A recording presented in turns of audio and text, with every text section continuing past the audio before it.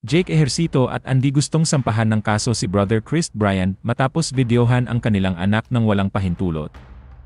Pero bago ang lahat, kung ikaw ay bago sa aking channel, huwag kalimutan na mag-subscribe at i-click ang notification bell for more trending news.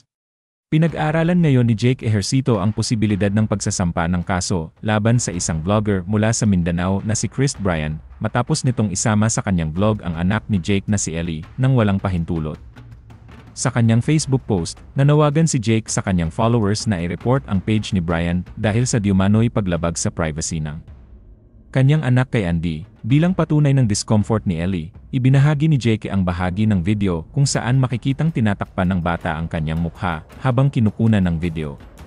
Patuloy po tayong mag-report sa page ng irresponsableng content creator na ito na basta na lang kinunan ng video ang isang 13 anyos na bata para lang sa views.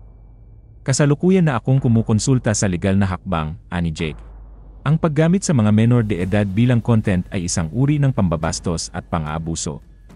Malinaw ang sinabi ng anak ko na hindi kami pumapayag sa ganitong gawain, at kitang-kita naman sa video na hindi siya komportable. Magtayo ka ng platform base sa integridad, huwag sa pananamantala sa iba, lalo na sa bata.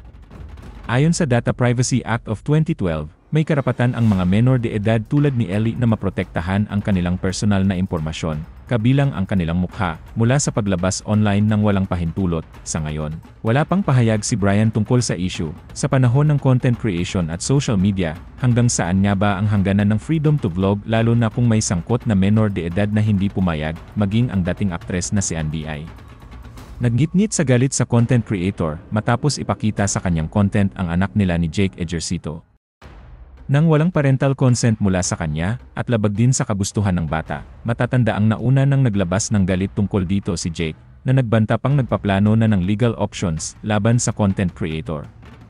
Ibinahagi naman ni Jake sa kanyang Instagram story ang naging pagkondena ni Andy sa ginawa ng content creator, na tinawag niyang disrespectful at exploitative, lalo't nabastos daw ang anak sa comment section ng video.